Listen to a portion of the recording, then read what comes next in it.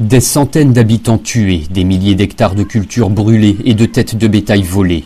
Depuis début octobre, le cercle de Nyono vit au rythme des affrontements entre djihadistes de la Katiba Massina et chasseurs traditionnels d'Ozo. Début décembre, mandatée par les autorités de transition, une équipe du Haut Conseil islamique, conduite par Moufa Haïdara, entame discrètement des négociations directes avec les djihadistes. Leur premier responsable, c'était Ahmad Koufa. Ils ont été très clairs sur ça, Ahmad Koufa. Le responsable d'Ahmad Koufa, c'est Yad Agali. Il y a un responsable qui représente tous les secteurs. Il était présent, il a dirigé tous les débats. Les djihadistes qui sont à Nyono, c'est des gens qui sont nés à Nyono, ce n'est pas des étrangers. De manière exceptionnelle, ce ne sont pas des représentants communautaires qui participent aux discussions, mais les combattants de la Katiba Massina eux-mêmes. Grâce à Oumar Bouaré. Cet habitant de Ndebougouba a servi d'intermédiaire, car son village est le premier dans le cercle à avoir subi la loi des djihadistes et à avoir établi le contact avec eux.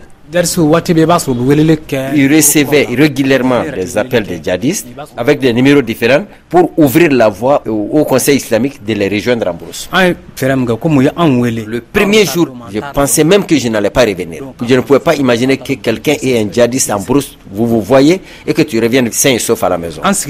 Une fois que lui, il arrive en brousse, il s'assoit en plein air comme ça, ils échangent directement.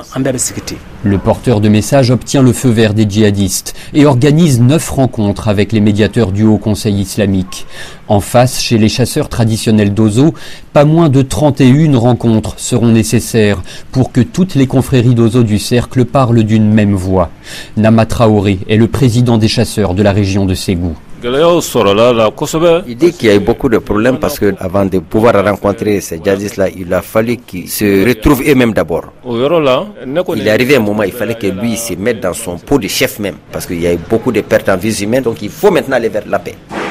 Après 3 mois et demi de discussion, une ultime réunion de plus de 7 heures rassemble 115 chasseurs d'Ozo et plus de 200 djihadistes, tous armés.